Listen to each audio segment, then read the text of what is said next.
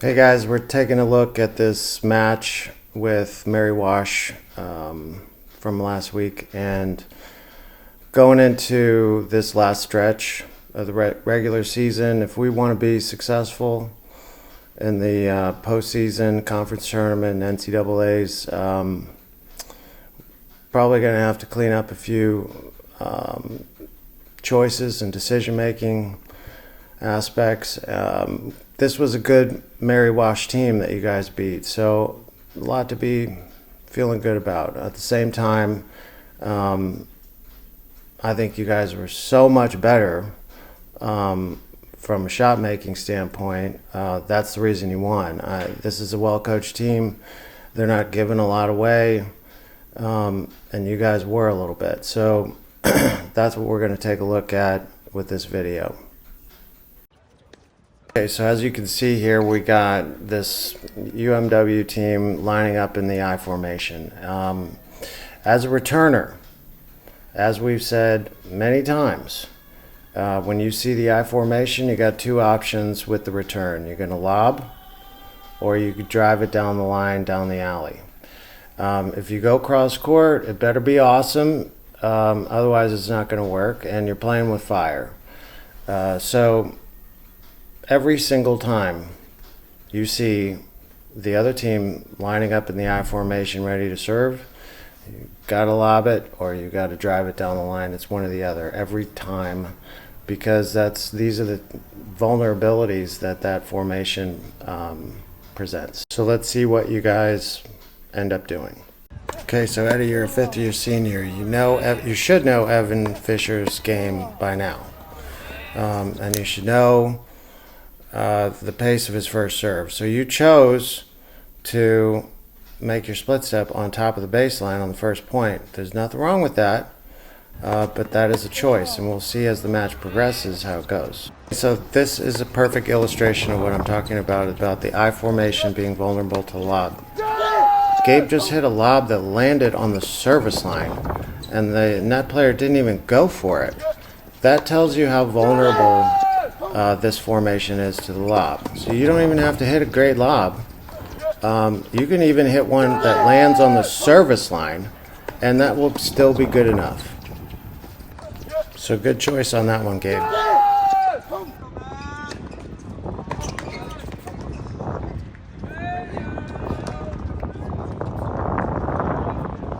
Eddie makes a smart return here. Obviously the net player is going to have a lot of trouble with that. But Gabe, there's no reason to pick that off. That's a tough shot for you. That's an easy backhand for Eddie. Another I formation lined up by your opponents, and another down the line return that works quite well. Another I formation and the lob works because, you guys are in this point. Now, Eddie, I don't know why you're lobbing the second one, because when you are making contact with the second one, Fisher is literally on or behind the service line. So what are you lobbing him for? Like, dip it low at his feet. That's a way easier shot than trying to lob somebody right behind the service line. And this is where you got to use your anticipation. You got to know where people are on the court. Okay, so Gabe, these next 2 points, both break points, both I formation, both cross-court returns that have to be awesome if they're going to work. I formation, go down the line with them, and the pressure is off you and on them, or lob either one of them of these returns, and now the pressure's on them and off you. So this is why it's so important when you see this formation to make the same return choices over and over again. And you establish that pattern, then you can vary it occasionally. Somebody comes into the net on you, you always dip it low, make them volley, and then always look to use the middle whenever possible. Good job, Gabe.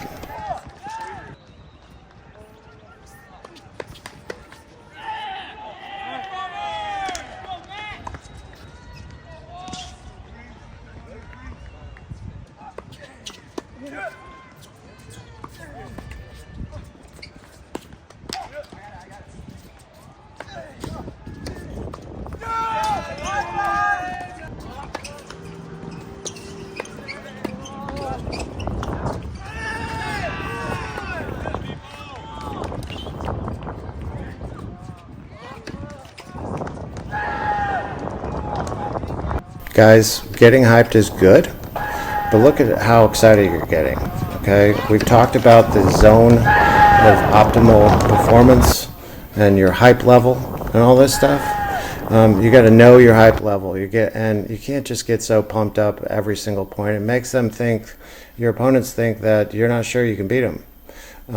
But you play a point like that and you act like it's no big deal. Like of course it's going to happen. That wears on your opponent, and it also helps you maintain, this kind of even keel. We don't want to get too excited about good stuff and too down on bad stuff. We got to stay more even. I'm not telling you not to get pumped up, but you got to monitor that shit.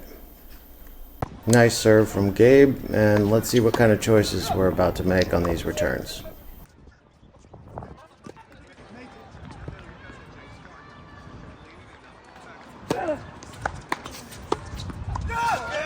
This is what I'm talking about, Eddie. Like, I don't know why you're getting so pumped here, because you're lucky twice in this point. Number one, it's a shank return. You're lucky it went in. Number two, it's an I formation, and you went cross court with it high. So you're very lucky that Fisher didn't go to his right, because that's a high, easy volley that he can rip Gabe's nuts off or just angle off easily. So this is the kind of stuff that I'm talking about with, like, monitor your hype level. So Gabe, this is why you don't go cross court on the I formation return, because like I think you missed that because it had to be awesome for it to work, because net players pinch in the middle and you've got very little space to hit to, and you've got to hit big into a tiny window for that to work. Plus, there's no reason to take it that early on a first serve. Back up a step or two, give yourself some time. But if you go down the line on that, you got lots of space. It doesn't have to be hit huge. So your decision making here is what costs you. Okay, so this is a 60 mile an hour second serve that we can't get the return back in play on. And I only mention that because, Eddie, when you start to get tight, we all get tight.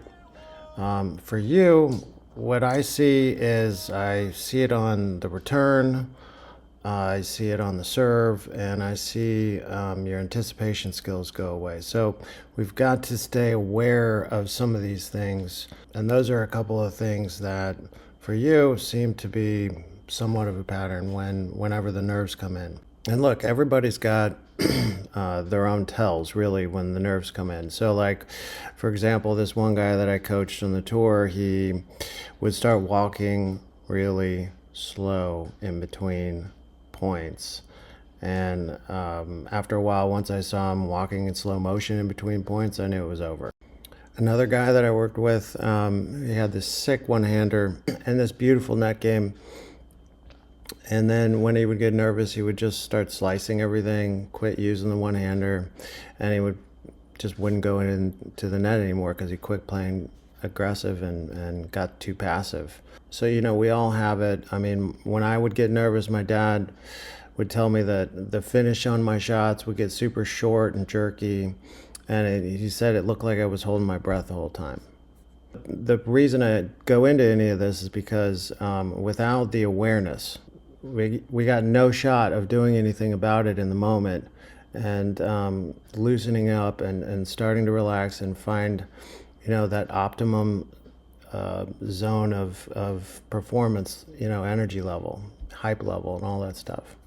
So you just got to know your tells, Eddie, and your tells are you quit moving on the return, and you get a little short and the toss and all this stuff with the serve, and then you quit using your anticipation, which you actually have good anticipation when you're loose and relaxed and looking for stuff. So as a solution, my dad and I came up with this thing where when I would get tight, I would do at the end of my shots, and then when I'm finishing my serve and ground strokes, this long, drawn-out Rafa-like grunt as I'm, finishing the whole thing. And that was a way to, do something about it in the moment when I felt it happen. And for you, Gabe, your tells are all in between points. So, like, for example, if you're getting pumped up after something good happens and you're screaming as loud as you can, and it's this long, extended thing, and it's happening 4 times a game, you're going to be way past that hype level, energy level, zone of optimal performance space where you're going to get too much. It's too much energy. And when I hear nothing, that means you're flat. There's a middle ground in there that I've seen from you quite a few times that that's where your best tennis is.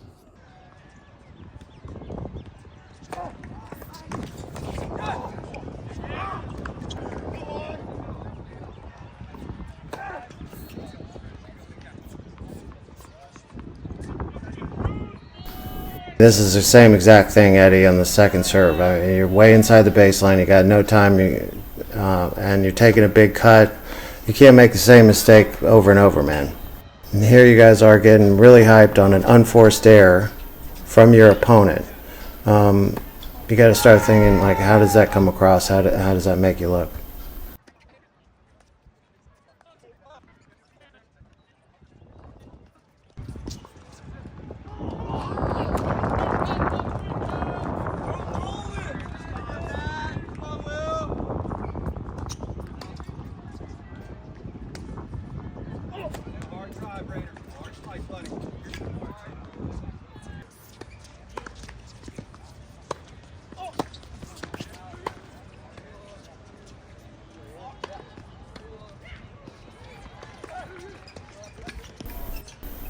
Second point in a row, Eddie, you hit a good second serve.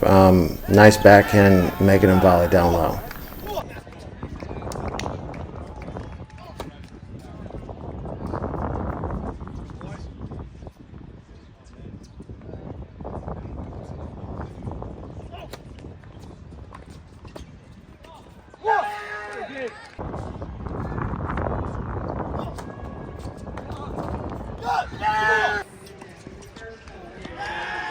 So this is like a total switching position error, which is fine. It happens to everybody. But this is where in between the points, you guys got to get together and talk and be like, somebody's got to say switch or stay.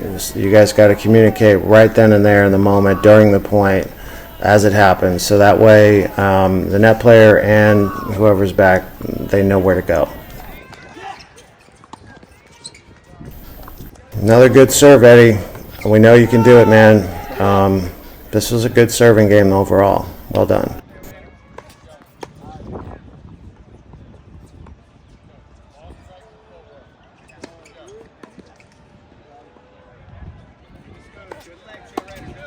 Nice return. Well played.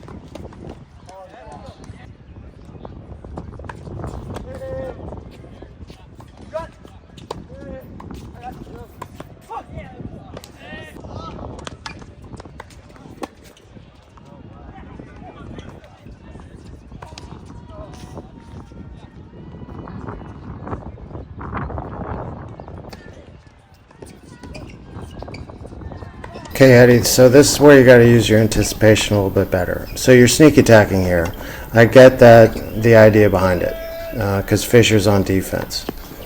That alone is good to look to sneak attack when they're on defense. But in this case, I wouldn't do it, because Fisher is, the moment Gabe hits the volley, Fisher is running like this with his racket face open the whole time. So that means he's going to slice, and his hand and his racket are almost near the ground. So like the chances of him lobbing are very high. So you can't just like, oh, he's going to be in trouble when I'm going to sneak attack and go in. You've got to watch. You've got to watch Fisher run to it. You've got to watch his racket, and you've got to watch his grip, and you've got to see how he's preparing, and that will tell you whether or not you should sneak attack and go in. Because right now he's telegraphing that he's probably going to lob.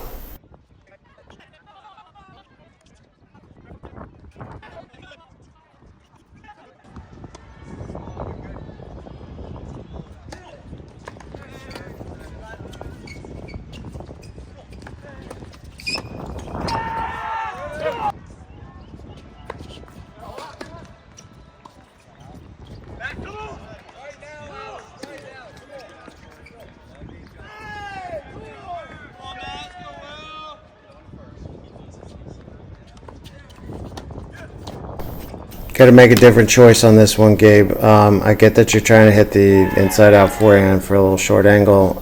It's good that you're looking for that shot, whether you're at the net or on the baseline. One of the best things you can do in doubles is hit a good short angle, but one of the worst things you can do is hit a bad one. So here you're on defense, I would lob it. Unless you think you can drive it with some good pace down the middle. A good job, Eddie, at these next 2 points at the net.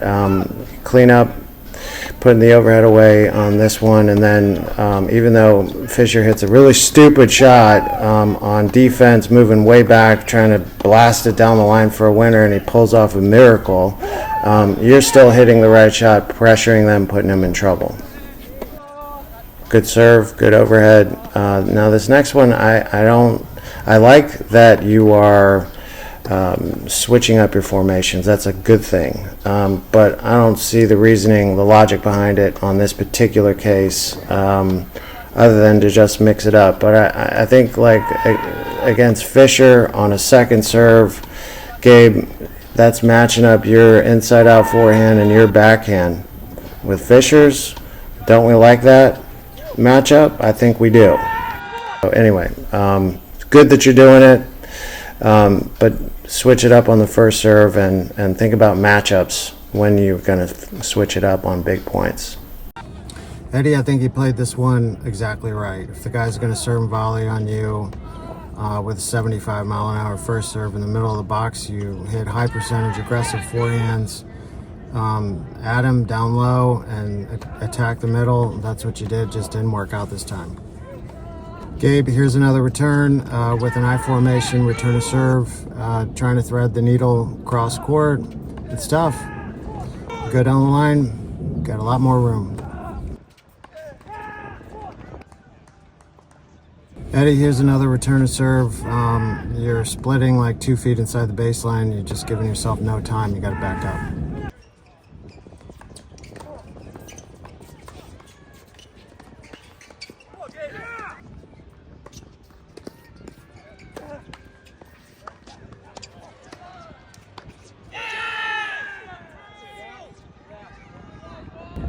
In this match, who do you guys think is the better volleyer on the other team? Eddie, I would take that one down the line. Fisher's been up and down. He was up and down at the net all day. So I think you get a weak second serve forehand right at the weaker volleyer is a good play.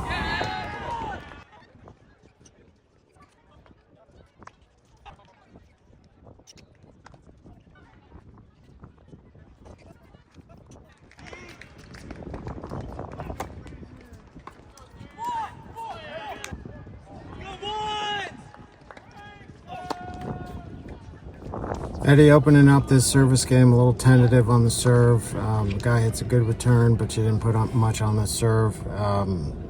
Follow it with the double. But it looks like you relaxed a little bit here on this third one.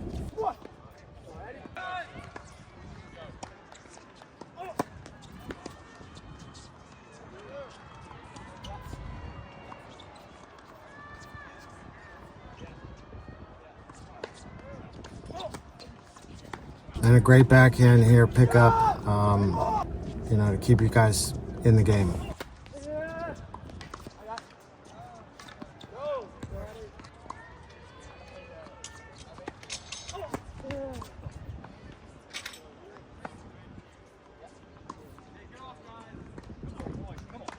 I'm questioning why we're hitting second serves to Evan Fisher's forehand here. This is clearly the side that is better for him and the side that wins him matches that he wants to hit as often as possible. But boy, did you hit a hell of a lob here to bring home the game.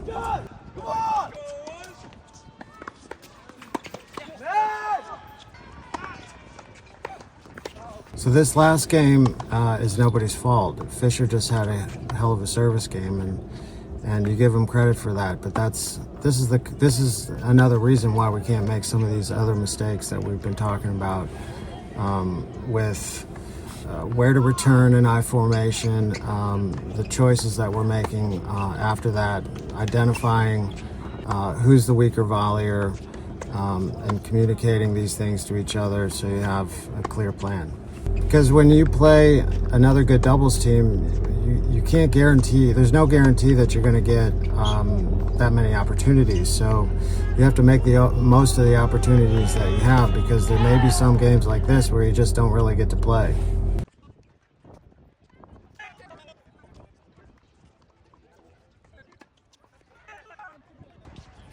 Gabe opening up this game with a big time serve, and then both of you with some big time stuff here in the second point to bring it home.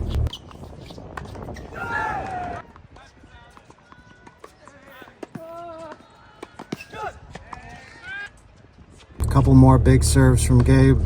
It's just well done, buddy. Really good stuff.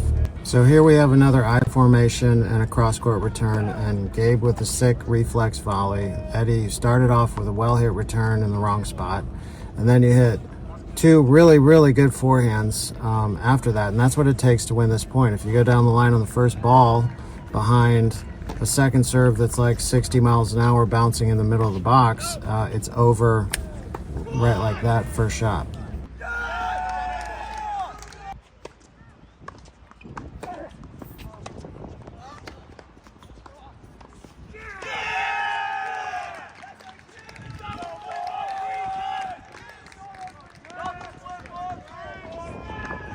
In this second point, you got a weak second serve, and this is just you guys being a lot better than them almost everywhere. So good job at the net. And Eddie, here's another first serve return where you're splitting like a foot or two inside the baseline, not working out quite as well as we want. Here we get lucky on a miscommunication from them.